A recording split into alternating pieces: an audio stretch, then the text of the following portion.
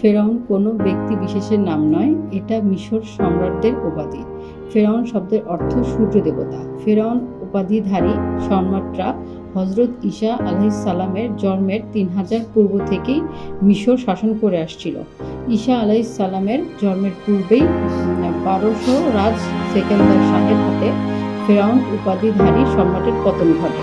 এই দীর্ঘকাল ব্যাপী ১৩০ জন ফেরাউন উপাধিধারী সম্রাট মিশর শাসন করছে বলে ইতিহাস গ্রন্থে জানা যায়। ইউসুফ আলাইহিসসালাম এর যুগে যে ফেরাউন মিশরের রাজ ক্ষমতার অধিষ্ঠিত হয় সে ছিল আমলকা বংশোদ্ভূত। আমলেকা আরবের কোনো একটি বংশের শাখাপুত্র। অতএব মুসা আলাইহিসসালাম এর যুগে মিশর রাজ ক্ষমতার অধিষ্ঠিত ফেরাউন আমলেকা এক বংশোদ্ভূত। মুসা আলাইহিসসালাম এর যুগের ফেরাউনের নাম ওলীদ বিন মুসাব বিন রায়ান। ইতিহাস বলেন হযরত মুসা আলাইহিসসালামের যুগে ফেরাউন মিশরের লোক নয়, বরং সে বলকে জন্মগ্রহণ করে এবং ভাগ্যের অন্বেষণে মিশরে এসে কৌশলে সমকালীন মিশর সম্রাটের আনুকূল্য লাভ করে। এককালে মিশরের রাজ ক্ষমতা দখল করে বসে।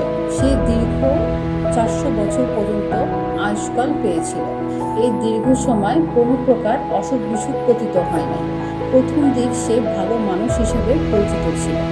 রাজ ক্ষমতার প্রতিষ্ঠিত হবার পর মন্ত্রী হামান বেঈমানের কুমন্ত্রণায় তার মনোজগতে খোদা হবার বাসনা জাগরণ হয়।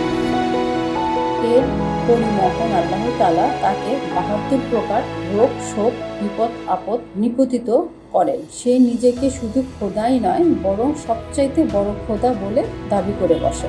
সে মিশরবাসীর উদ্দেশ্যে ঘোষণা করল, আমি তোমাদের সবচেয়ে বড় খোদা। লোহিত সাগর ডুবে মরার পূর্ব পর্যন্ত অভিশপ্ত ফেরাউন তার এই মিথ্যা এর উপর অটল অবিচল ছিল। হযরত মুসা আলাইহিসসালামের শত বোঝানোর সত্ত্বেও সে মহান আল্লাহ তাআলার দিকে ফিরে আসে না। মুসা আলাইহিসসালাম তার জীবনের এক পর্যায়ে মিশরের ফেরাউনের বিরুদ্ধে বিদ্রোহ করেছিলেন। ফেরাউন মুসাকে হত্যা করতে চেয়েছিলেন, কারণ মুসা আলাইহিসসালাম তার রাজত্বের বিরুদ্ধে ধর্মীয় বিপ্লব নিয়ে এসেছিলেন। মুসা আলাইহিসসালাম আল্লাহর নির্দেশে মিশর লোকদের মুক্তির জন্য ফেরাউনের বিরুদ্ধে সংগ্রাম শুরু করেন। মুসা আলাইহিসসালামের নেতৃত্বে তিনি মিশরের জনগণের মুক্তির জন্য তার অলৌকিক ক্ষমতাগুলো ব্যবহার করেন এবং মিশরের মধ্যে যা ফেরাউনের রাজ্যকে দুর্বিষহ করে তোলে।